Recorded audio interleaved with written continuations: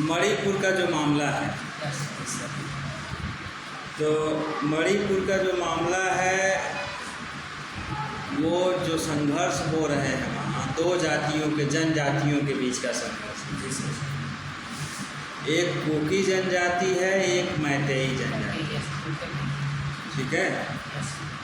तो जो कुकी जनजाति है उनकी महिलाओं लड़कियों को नंगा करके निर्वस्त्र करके घुमाया गया और पीटा गया, उनके साथ बलात्कार किया गया और गोली मार दिया गया। ऐसा हुआ क्यों? ऐसा इसलिए संभव हुआ कि जो मैतेई जनजाति थी उसी जनजाति का मुख्यमंत्री वहाँ पर है, ठीक। वहाँ तक तो ठीक है, फिर उनको इतना प्रश्रय मिल गया मैतेई जनजातियों को कि वो पुलिस प्रशासन को अपने साथ लेके उन्होंने उनके साथ ये इस तरीके का अत्याचार किया। तो ये एक तरह का विकृत रूप है। तो सुप्रीम कोर्ट का जो चीफ जस्टिस है CJI DY चंद्रचूड़ सिंह, उन्होंने इस मामले को जब वीडियो वायरल हुआ, देखो कहीं न कहीं दुस्साहस इतना इन लोगों का बढ़ गया कि प्रशासन को भी साथ में लिए हैं, पुलिस वाले भी साथ में हैं, गोली भी मार रहे हैं और उसको घुमा भी रहे हैं, माने खुलेआम एक तरीके से कानून की धज्जियाँ उड़ाई जा रही, ठीक है। तो उसका बाकायदे वीडियो बना के वायरल कर दिया गया। वीडियो जब वायरल हुआ तो स्वतः CJI चंद्रचूड़ सिंह ने उसको संज्ञान में ले लिया। तो जब संज्ञान में लेता है सुप्रीम कोर्ट, तो वहाँ के मुख्यमंत्री या राज्यपाल से नहीं पूछता है, सीधे DGP और जो वहाँ का हेड होता है प्रमुख सचिव उनको तलब करता है। तो वहाँ के DGP Rajeev Singh, director general of police, उनको तलब किया। तो चूँकि मामला सेंट्रल गवर्नमेंट तक का था, माने एक तरीके से कहीं न कहीं बीजेपी से सपोर्टेड मुख्यमंत्री वहाँ का था या बीजेपी की सत्ता वहाँ पे थी, अब बीजेपी की सत्ता सेंट्रल गवर्नमेंट में थी। और ये केस को दायर करने वाली जो महिला थी बांसुरी स्वराज, बांसुरी स्वराज जैसे सुषमा स्वराज की लड़की का नाम, जी सर, जो बीजेपी की खुद की महिला थी। चूँकि महिला होने के बावजूद, उस पार्टी में रहने के बावजूद उस महिला ने काबिल तारीफ ये काम किया कि उसने केस दर्ज कराया। तो उसके बचाव में आ गए attorney general of India R Venkat Ramani, attorney general of India R Venkat Ramani और एक तुषार मेहता, सॉलिसिटर जनरल तुषार मेहता, ये लोग सरकार का बचाव करने लगे। तो इन्होंने सरकार का बचाव किया, जैसे भी जो भी हुआ। फिर कोर्ट ने एक जांच कमेटी गठित कर दी इस पर।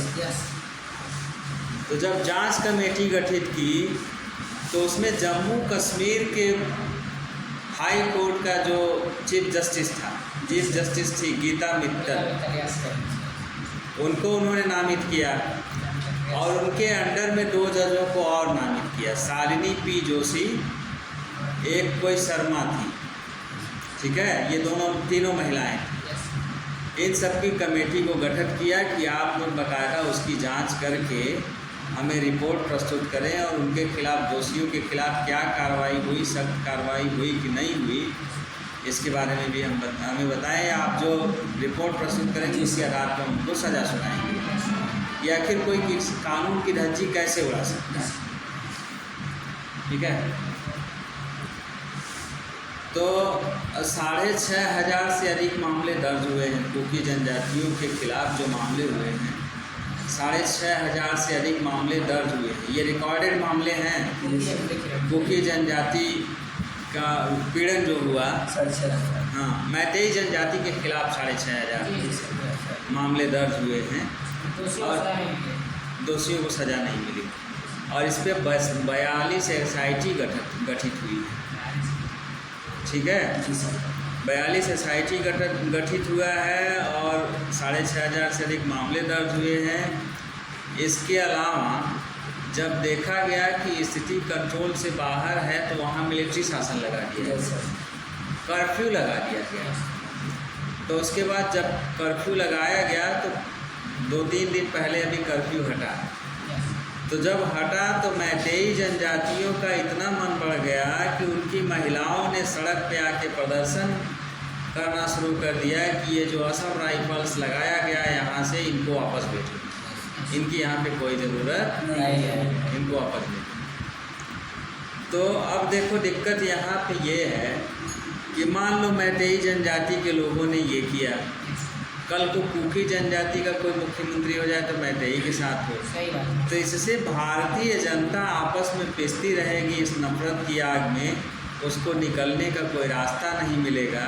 उसके अलावा वो कुछ सोच नहीं पाएंगे, न शिक्षा के बारे में, न नौकरी के बारे में, न रोजी रोटी के बारे में। क्या कोई देशभक्ति के बारे में सोचेगा? नहीं सर। इस कंडीशन में तो उनका जो सपोर्ट करेगा वो उसके भक्त हो जाएंगे। तो हालांकि संसद में भी इस तरीके के क्वेश्चन पूछे गए हैं, मगर कहीं न कहीं सख्त कदम नहीं उठाए गए।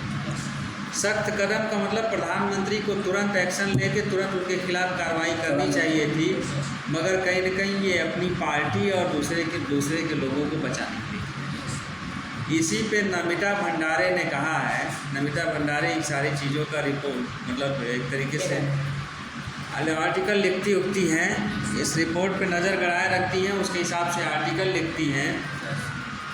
तो जब विपक्षियों ने मणिपुर के मामले में प्रधानमंत्री से जवाब मांगा तो लोग छत्तीसगढ़ और राजस्थान को दिखा दिए। तो इसी पे नमिता भंडारे कहती है कि अब राजनीतिक इच्छा शक्ति जिसकी मजबूत होगी, जिसकी सत्ता में पकड़ होगी, उसी की सुनवाई होगी, अदरवाइज दूसरे किसी की सुनवाई नहीं होगी। तो क्या यह सही है? नहीं सही। पहला चीज़ ये है कि ये पूरी कहानी है। और दूसरा, जैसे अभी चुनाव आयुक्त का मामला आया, चुनाव आयुक्तों के लिए संशोधन हुआ कि इनका नियुक्ति किस तरीके से किया जाए। जजों की नियुक्ति को भी लेके अक्सर विवाद होता रहता है कि सिर्फ 200 ऐसे घर हैं, 200 ऐसे परिवार हैं जिनके घर के जज होते हैं, उनके बहू बेटा जज, बाप सारी जज, तो उनका पोता पोती जज, तो ससुर दामाद जज, या बेटी बेटा बेटी दामाद जज, इस तरीके से हो रहे हैं। तो आखिर ये सब भाई भतीजावाद नहीं है क्या? वास्तव में जो बीजेपी या जो भी पार्टी भाई भतीजावाद या परिवारवाद कह रही है, यूनिवर्सिटियों में भी यही होता है। यूनिवर्सिटियों में कोई कानून नहीं लागू इस तरीके का कि वैकेंसी बकायदे एक स्वतंत्र निकाय बनाए कि उनका जैसे सार्वजनिक रूप से जैसे वैकेंसियाँ अधीनस्थ सेवा चयन आयोग, लोक सेवा चयन आयोग, ये तमाम माध्यमिक शिक्षा सेवा चयन आयोग के माध्यम से भर्तियाँ की जाती है, ऐसे यूनिवर्सिटियों का किया जाए। तो यूनिवर्सिटियों में काफ़ी लेन देन होता है, अच्छा खासा रुपयों का लेन देन होता है, किसी से छुपा हुआ नहीं। अब पीएचडी होल्डर जो पीएचडी करते हैं उनके साथ शोषण अत्याचार, आखिर ये है कौन? ये लोग करते क्यों? आखिर इनका मन क्यों बढ़ा हुआ है? मन बढ़ने के पीछे सिर्फ एक ही कारण है कि कहीं न कहीं एक वर्ग का या एक विशेष ग्रुप का ही वर्चस्व है। इस वजह से उसमें सभी लोगों का प्रतिनिधित्व होता तो शायद ऐसा नहीं होता। जैसे रिजर्वेशन का जो कॉन्सेप्ट है वो इसी पे आधारित है। हाँ, जैसे पुलिस में मान लो एक ही बिरादरी खूब मेहनत करती है, सिर्फ छत्री को पुलिस बना दिया जाए, पुलिस दरोगा होमगार्ड सब छत्री, तो क्या दूसरे बिरादरी के साथ न्याय हो पाएगा? वकील में सब एक ही बिरादरी के लोग हो तो क्या दूसरे को न्याय मिल पाएगा? जज में एक ही बिरादरी के हो तो क्या न्याय मिल पाएगा? और वो भी जब ये मणिपुर जैसा विकृत स्थिति होगा तो क्या न्याय की कल्पना करना उचित होगा? न्याय मिलेगा? कौन ऐसा व्यक्ति होगा जो फिर या तो मरी जाएगा, दोषियों द्वारा या तो मार दिया जाएगा, या तो कुछ गलत कदम उठाएगा। तो ये सबसे भयावह रूप तब हो जाता है जब सरकार द्वारा पोषित होता है। तो ये सब चीज़ें थोड़ी सी सोचने लायक है। और इसमें पहला जी के जो कमेटी गठित हुई है, गीता मित्तल, शालिनी पी जोशी, एक कोई शर्मा हैं, 42 SIT गठित हुआ है, 6,500 से मामले अधिक दर्ज हुए हैं। और हाँ, DGP जो है director general of police Rajiv Singh हैं। Yes sir. और वहाँ के मुख्यमंत्री को देख लेना, राजीव सिंह को मुख्यमंत्री को, राज्यपाल को देख लेना, कौन राज्यपाल है वहाँ के। हाँ, कोई कैप्टन मणिपुर के नहीं होंगे, पंजाब के नहीं, मणिपुर से ये अधिक क्वेश्चन आएगा क्योंकि उसका ज़्यादा चर्चा चल रहा है ना। वहाँ से आएगा। फिर प्रगति मैदान में जो भारत मंडपम है, और अभी बहुत सारे केस जैसे संशोधन अधिनियम विधेयक लाए गए थे। जैसे हिमाचल प्रदेश की एक हाड़ी जनजाति है, हाड़ी या हाड़ी करके हाड़ी, उसको अभी अनुसूचित जनजाति में शामिल किया गया है। और छत्तीसगढ़ की कोई जनजाति है, जनजाति है नहीं, उनको जैसे ज्ञात किया गया, जनजाति में शामिल किया गया। इसके पीछे रीज़न क्या है? वोट बैंक का। जैसे हिमाचल प्रदेश में जनजातियों की जो टोटल संख्या है वो 3.5 लाख है, और 1.5 लाख संख्या इनकी है हाड़ी जनजाति की, अब टोटल हो गए 5 लाख। तो होता है ना कि जो जैसे उनको जो लाभ देता है उसके तरफ वो वोटर झुकते हैं। अब जैसे यूपी में 17 जातियों का मामला है, सपा ने शुरुआत किया था कि 17 OBC जातियों को 80 में शामिल कराया था। तो OBC में शामिल कराया तो ज़रूर, विधानसभा से प्रस्ताव पारित कराया, सब कुछ कराया, मगर ये OBC से 80 में शामिल कराना ये संसद का काम है, सेंट्रल गवर्नमेंट का काम है। तो इसने अपने अधिकार क्षेत्र से बाहर जाके काम किया, तो किसी ने कोर्ट में केस कर दिया, कोर्ट ने उसको रद्द कर दिया। परिणाम स्वरूप जो 17 जातियाँ OBC में थी वो तो ना OBC की रही ना SC की रही, अभी बीच में लटकी हुई है अदर में, और बुरा स्थिति हुआ। तो ये सब गेम सिर्फ राजनीति के लिए खेले जाते हैं, लोगों को वोट बैंक के लिए ये सारी चीज़ें की जाती हैं। और ये तब तक होता रहेगा जब लोग अशिक्षित रहेंगे, लोग धर्मांध रहेंगे, और किसी एक पार्टी की तरफ जो एक तरीके से भक्त अंधभक्त बने रहेंगे, तब तक ही होता रहेगा। और बड़ा दिक्कत का ये मतलब बात है कि पढ़े लिखे लोगों के अंदर धर्मांधता है। मान लो कोई सरकार नौकरी नहीं दे रही, नौकरी नहीं दे रही का मतलब किसी को नहीं दे रही। कोई सरकार शिक्षा नहीं दे रही का मतलब किसी को नहीं दे रही। तब तो इंसान को उस सरकार को, या जो बुद्धिजीवी वर्ग बनता है, उस सरकार का सपोर्ट नहीं करना चाहिए, मगर फिर भी लोग कर रहे हैं। जो GST है 0, 5, 12, 18, 28, ये जो स्लैब है 5 स्लैब, जी सर, तो ये 5 स्लैब जो बनाए गए थे, तो उस समय जब विरोध हुआ कि बताइए 28% टैक्स लगाया जाएगा, 1 जुलाई 2017 को लागू किया गया था ना। जी सर। तो हाँ, तो जब लागू किया गया था तो ये हुआ कि इतना ज़्यादा क्यों टैक्स लगाया जाए। तो सरकार ने कहा कि यदि एक तिमाही में, किसी तिमाही में हमारी इनकम 1 लाख करोड़ से ऊपर हो जाएगा तो हम ऊपरी स्लैब को हटा देंगे। अब कंडीशन ये है कि तिमाही छोड़ो, प्रत्येक महीने 1 लाख करोड़ या 1,40,00,000 करोड़ 1.40 लाख करोड़ ऐसे हो जा रहा है, या 1.5 लाख करोड़ सीधे आ रहा है। उसके बावजूद सरकार घटाई नहीं, बल्कि जो 18 था उसको 16 किया, और जो 12 था उसको 14 किया। तो ये घटने की बजाय बढ़ ही गया 1%। ठीक है, तो ये सारी चीज़ें हैं जिसको सर जी, हाँ सर जो भारत छोड़ो आंदोलन में एक नाम आता है यूसुफ अली, हाँ, उनका मतलब क्या है? जैसे यूसुफ अली के बारे में कुछ सुने नहीं हम भी। जैसे वो भारत छोड़ो आंदोलन गए थे, उस नाम देता है। हाँ हाँ और दिए थे जैसे महात्मा गांधी जी, मतलब उनका नाम जैसे जीके में बहुत अंदर से आता हो, यदि कहीं गूगल सर्च करने पर उनका नाम नहीं आता है। नहीं आएगा तब। और ये सब यूसुफ अली या भारत छोड़ो आंदोलन जो इतिहास वाले हैं वो बेहतर बता पाएंगे, और इतिहास जो पढ़ा रहेगा वही हाँ? कब आना रहता है इसे? 8 अगस्त। जो जाति जनगणना था जैसे बिहार में हो रहा है, हाँ। ये सब इसके बारे में बता दीजिए सर। देखो, जाति जनगणना को जब सबकी जनगणना हो रही, कितने कुत्ते हैं, कितनी बिल्लियाँ हैं, यस, कितनी गायें हैं, कितनी भैंसें हैं, आधार कार्ड हो गया, सबका हो गया, तो जातिवार जब जनगणना एक बार हो जाएगा तो जिसकी जितनी संख्या रहेगी उस हिसाब से सीटें लोग आरक्षित करने की मांग करें। और ये मामला प्रतिनिधित्व का है, मामला नौकरी का नहीं है जी सर, ये मामला प्रतिनिधित्व का है। इसको गरीबी उन्मूलन योजना बना दिए हैं सरकार वाले, निगेटिव वे में उसको दिखा दी। हाँ सर जी।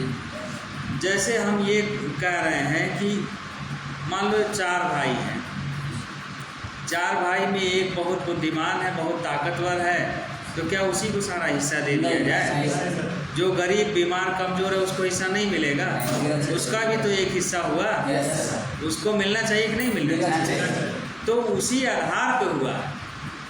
और पहले का एक स्थिति ये था कि जो वर्ण व्यवस्था पे आधारित ब्राह्मण, क्षत्रिय, वैश्य, शूद्र था, तो वो कॉन्सेप्ट भी विकृत रूप हो गया। तभी तो बाकी लोग, जैसे जब क्षत्रियों को मौका मिला था इस देश की रक्षा करने का, इस देश के लिए लड़ने का, उसी समय तो मुगल इंटर किए, भारत में लड़े।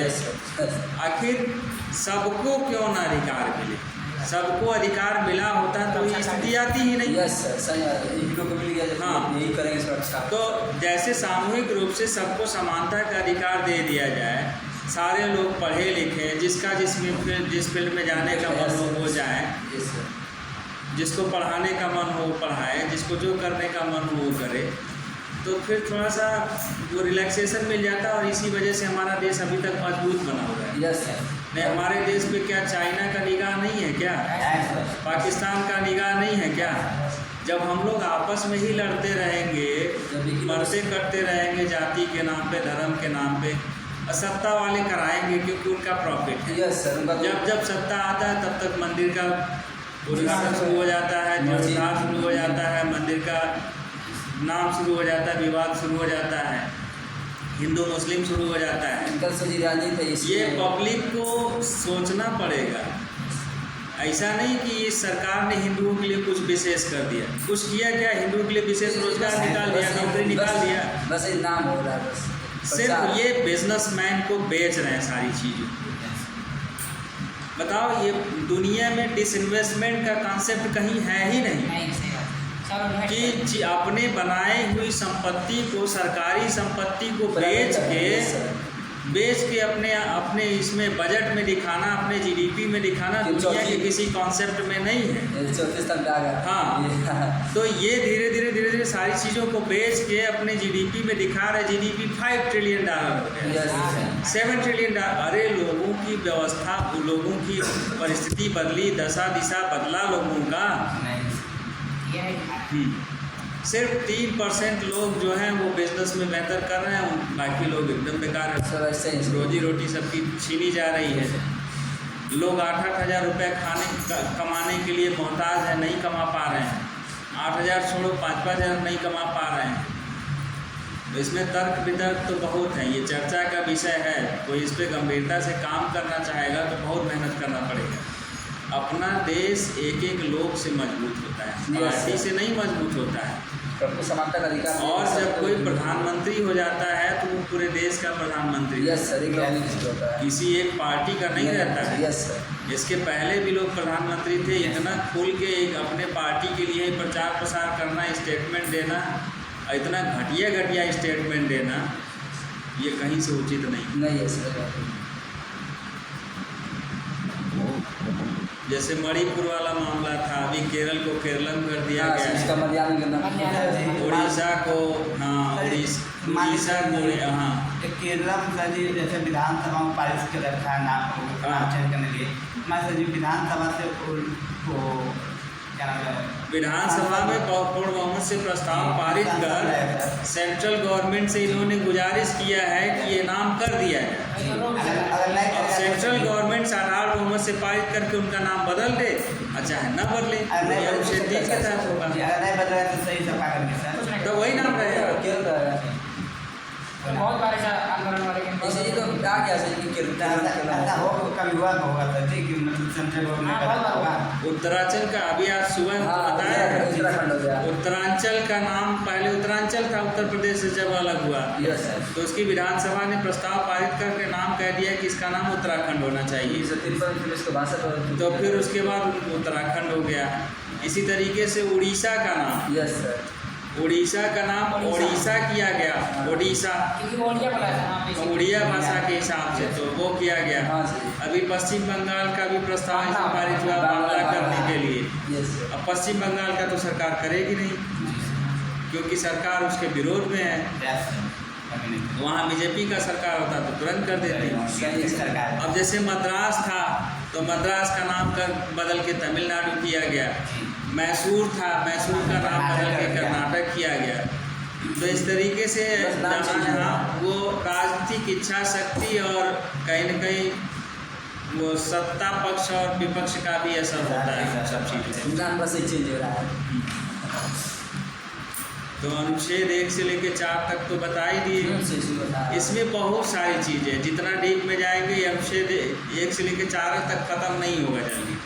मगर अब सोच रहे हैं कि अब दूसरे चैप्टर में एंट्री करें। भाग 2 नागरिकता 5 से 11 तक। हाँ 5 से 12 से 35 तक बोला था। कल से 5 से 36 से 51 तक नीति नितिन निर्देशन। 52 से 170 हाँ सब याद कर फिर लीजिए। पार्लियामेंट। पूरा याद कर लीजिए, लेकिन थोड़ा थोड़ा रिविजन करने से आ जाएगा। हाँ रिविजन करते रहो।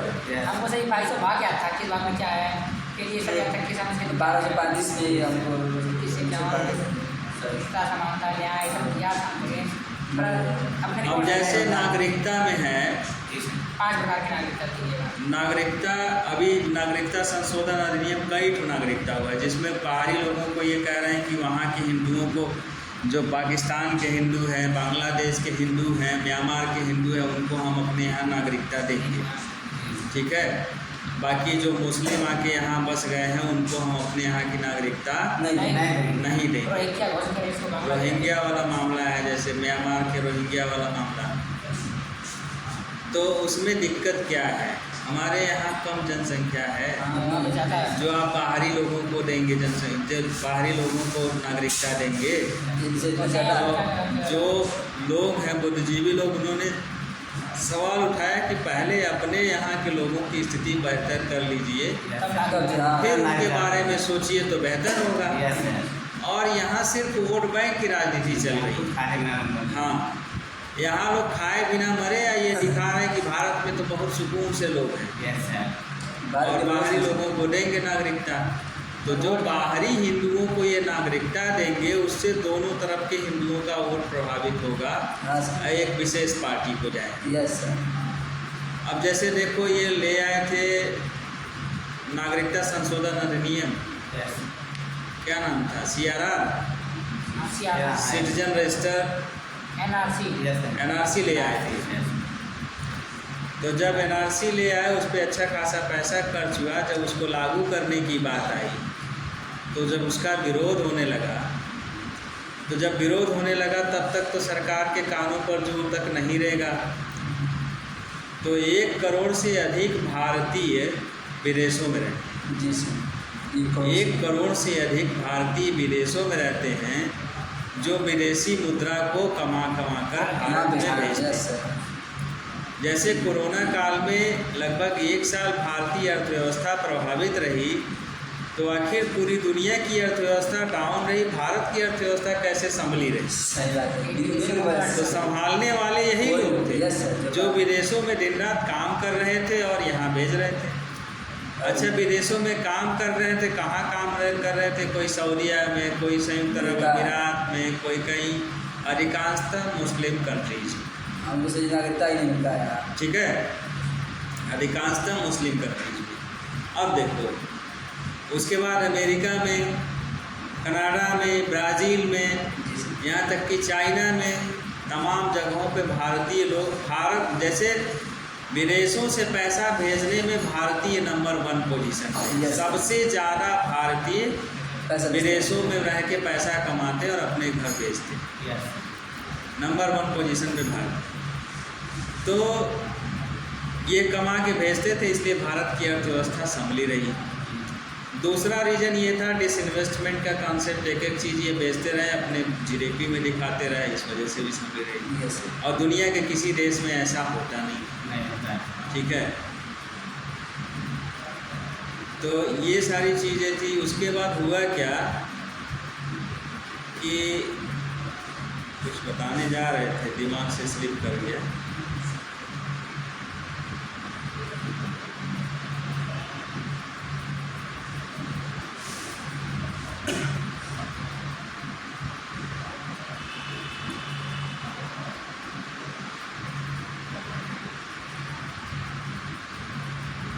जैसे भारत में 3 चीज़ों का ज़्यादातर आयात किया जाता है, एक सोना, एक कोयला, दूसरे नंबर पे फिर पेट्रोलियम। जी सर। मान लो पेट्रोलियम आयात किया जाता है तो मामला समझ में आता है कि गाड़ी चलाई जाती है। जी सर। जहाँ सबसे अधिक जनसंख्या रहेगा, गाड़ियाँ भी तो सबसे अधिक वहीं चलेगी, पैसेंजर भी सबसे अधिक वहीं रहेंगे, या मालगाड़ी भी चलेगा, उन्हीं के लिए सामान ढुलाएगा। Yes sir. सबसे अधिक माने पेट्रोल आता है भारत में, कोयला आता है फैक्ट्रियों को चलाने के लिए, सबसे अधिक सोना। तो सोना भारत में क्यों आता है? हाँ, सोना को सही है, जो हमारा विदेशी पूंजी के रूप में हम 3 चीज़ को जमा कर सकते हैं। एक तो होता है धन, मतलब जो वित्तीय मुद्रा है, एक सोने के रूप में जमा कर सकते हैं, और एक कोई कागज़ के रूप में होता है, उसको क्या कहते हैं, याद नहीं आ रहे हैं क्लियर।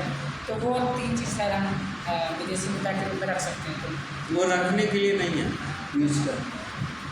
सोना ज़्यादातर इसलिए इंडियन गवर्नमेंट मंगाती है कि यहाँ सर्राफा व्यवसायी बहुत है। Yes sir. कि एक से एक कलाकारी करने वाले, ज्वेलरी बनाने वाले हैं, और जिनके ज्वेलरी की डिमांड पूरी दुनिया में। ठीक है, तो कोरोना काल में जो सोने का भाव था 35,000 प्रति 10 ग्राम, हमारा 58,000 पहुँच गया। वो 60,000 प्रति 10 ग्राम है, एक बार 62,000 प्रति 10 ग्राम पे चला गया। तो आखिर क्यों गया? जाने के पीछे रीज़न ये था कि जब पूरी दुनिया की अर्थव्यवस्था गर्त में जा रही थी, तो जितने इन्वेस्टर थे जो पैसा शेयर मार्केट में लगाते थे, कंपनियों में लगाते थे, वो अपना पैसा सेव करने लगे। Yes sir. क्योंकि पैसा हटा निकालेंगे नहीं तो पैसा पूरा डूब जाएगा। जी सर। अब पैसा सेव करने के लिए उनको कुछ सेफ चीज़ चाहिए कि जहाँ उनका पैसा सेफ रहे और कुछ न कुछ ग्रोथ करता रहे। तो लोगों ने शेयर मार्केट से पैसा निकाल के सोने में इन्वेस्ट करना शुरू कर दिया। तो जब सोने में इन्वेस्ट करना शुरू कर दिया, अर्थात सोना खरीदना शुरू कर दिया, तो जब सोना खरीदना शुरू कर देंगे, वो भी बहुत ज़्यादा मात्रा में खरीदना शुरू कर देंगे, तो सोने का भाव ऑटोमेटिक बढ़ जाएगा। जी सर। तो यही वजह थी कि पूरी दुनिया के जो इन्वेस्टर थे वो पैसा निकाल सोना में, सेफ जगह क्या माना जाता है सोना।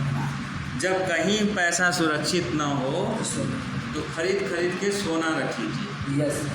तो सोने में इन्वेस्ट करना शुरू कर दिए, जिसके वजह से पूरी दुनिया में सोने का भाव चढ़ चला। Yes sir. और पूरी दुनिया में किसी एक देश की, जैसे शेयर मार्केट में पैसा लगाने के लिए पूरी दुनिया में किसी एक देश का जो जीडीपी है, अर्थव्यवस्था जो है, वो ठीक ठाक दिखनी चाहिए। ठीक ठाक दिखता है तो पैसा उसमें इन्वेस्ट करता है।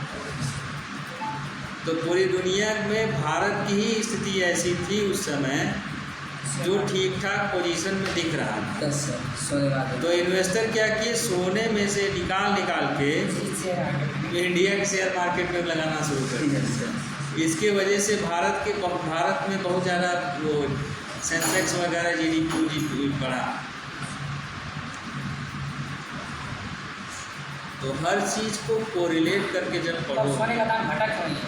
हाँ, क्यों घटा नहीं? पहले जाने क्यों फिर नहीं आया दोबारा? घटा था मगर बहुत ज़्यादा नहीं घटा। जब एक बार चीज़ें बढ़ जाती हैं, खासकर सोना, तो फिर घटता नहीं है। ऐसा है। क्योंकि अभी भी बहुत अच्छी स्थिति थोड़ी है।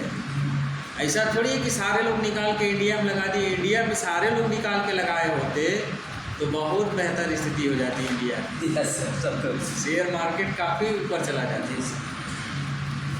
तो अभी जैसे वो डगमगाहट जो था अर्थव्यवस्था वाला, अभी भी मंदी बनी हुई है अमेरिका में, जो यूरोपियन कंट्रीज़ हैं वहाँ पे बनी रहती है।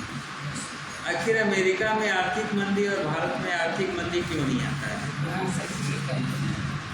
अमेरिका में इतना बड़ा जनसंख्या तभी आ जा रहा है। अमेरिका में आर्थिक मंदी इसलिए आता है कि जैसे मान लो टीवी बनाने वाला कोई, जब टीवी बनाएगा तो वो टेक्नोलॉजी में भी बेहतर है, यस सर। बिजनेसमैन भी बेहतर है। तो खूब बढ़िया टीवी बनाएंगे, मजबूत टीवी बनाएंगे, टिकाऊ बनाएंगे। जी सर। और चूंकि अमेरिका में सबके पास पैसा है तो सारे लोग टीवी भी खरीदेंगे। जी सर। मान लो सारे लोग टीवी खरीद लिए और टीवी बनाने वाली कंपनी अब क्या करेगी? फिर टीवी बनाए। अब बनाएगी तो खरीदेगा कौन? 2-4 साल 10 साल तो नहीं खरीदेगा जब मजबूत टिकाऊ रहेगा तो। यस ये बात तो सही है। तो जब मजबूत टिकाऊ रहेगा तो खरीदेगा नहीं। हाँ, और जब नहीं खरीदेगा तो वो कंपनी क्या होगी? डूबेगी। लॉस घाटा करेंगे।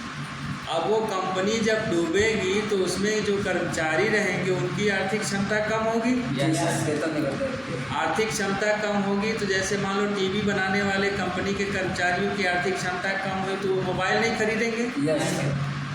या कोई और सामान नहीं खरीदेंगे, तो वो चीज़ें प्रभावित होती हैं। उनकी कंपनी नहीं करेगी। यस। हाँ, तो उनकी कंपनी प्रभावित होती है। इस तरीके से ये आर्थिक मंदी का जो चक्र है पूरे देश में फैल जाता है या पूरे यूरोपियन कंट्रीज में फैल जाता है।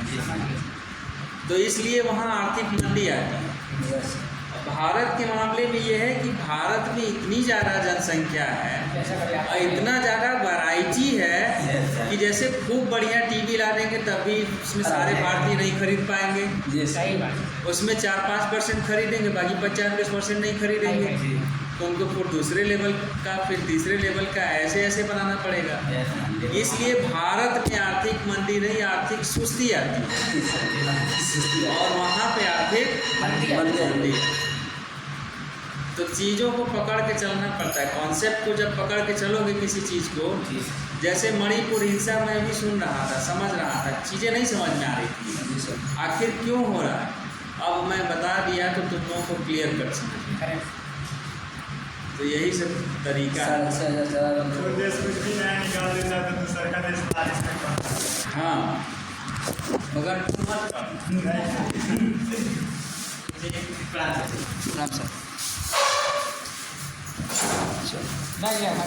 हम हाँ सर।